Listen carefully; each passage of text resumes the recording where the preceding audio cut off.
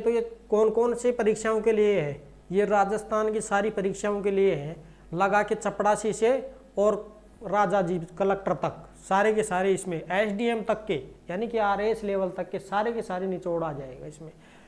अब इसमें कौन कौन से टॉपिक आपके सिलेबस में है वो तो देख लेना और पढ़ लेना, जो नहीं है वो मैं आपको अलग से करवा दूंगा बाद में, ठीक है।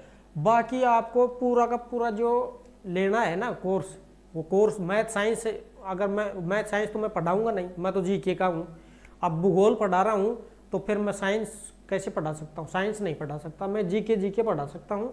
बाकी तो आपको ऐप में लेना है। ऐप कहाँ से मिलेगा, अभी चलेंगे, पहले सिलेबस को देख लेते हैं।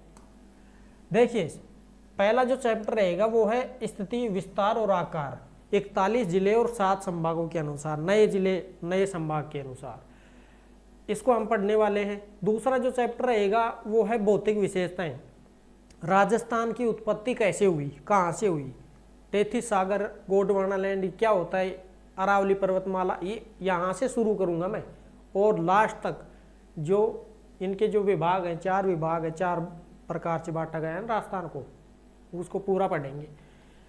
फिर राजस्थान की जलवायु, कौन से क्षेत्र में कहाँ कैसी जलवायु है, ये सारे की सारी हम यहाँ पर कवर करने वाले हैं। बरसात किधर से ज़्यादा होती है, किधर से कम होती है, बाड़मेर में बाढ़ आ गई, बताओ बूढ़ में बाढ़ आ गई, तो वो सब पढ़ेंगे। फिर अपवातंत्र पढ़ेंगे, तीनों नदियाँ तीनों प्रकार पढ़ेंगे। अरब सागर में गिरने वाली नदी पढ़ेंगे, बंगाल की खाड़ी में चंबल के साथ जाने वाली नदी पढ़ेंगे, यमुना में मिलती है वो। फिर अब वो आंतरिक अपवाद पढ़ेंगे, पूरा मिट्टी में लुप्त हो जाती हैं, घग्गर वग्गर ये सारी आ जाएंगी। मृदा, मिट्टियाँ किस पर कौन कौन सी होती हैं राजस्थान में, एरिडोसोल्स, एंटीसोल्स वगैरह ये सारी की सारी कवर करने वाले हैं। देसी मिट्टी भी पढ़ेंगे, रेतीली, बलुआ, जलोढ़, फलोड़ ये सारी आ जाएंगी इसमें। प्राकृतिक वनस्पति और वन्य जीवन, डाक कहाँ पाए जाते हैं, पलाश कहाँ पाए जाते हैं, वो सारे के सारे इसमें आ जाएंगे। बघेरा, चीता, नार सारे आ जाएंगे वन्य जीवन में, ये पढ़ेंगे।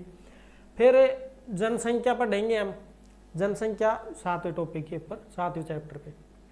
2011 की है, अभी तो शुक्र करो 11 की पढ़ रहे हो, अब नहीं आ जाएगी, नए आंकड़े याद करने पड़ेंगे, उसमें कुछ तो याद होगा, 1-2% तो सही कर दोगे आप। इसको हम बढ़िया तरीके से कवर करेंगे। कृषि हम पढ़ेंगे, खरीफ की फसल पढ़ेंगे, रबी फसल पढ़ेंगे, जायद की, ककड़ी, खरबूजा, तरबूज ये बाड़ी करते हैं ना, बाड़ी, वो बाड़ी भी पढ़ेंगे इसमें। फिर पशुधन पढ़ेंगे, एकदम बढ़िया देसी लुक में पढ़ाऊंगा आपको, नो टेंशन, एकदम मस्त मजे करो।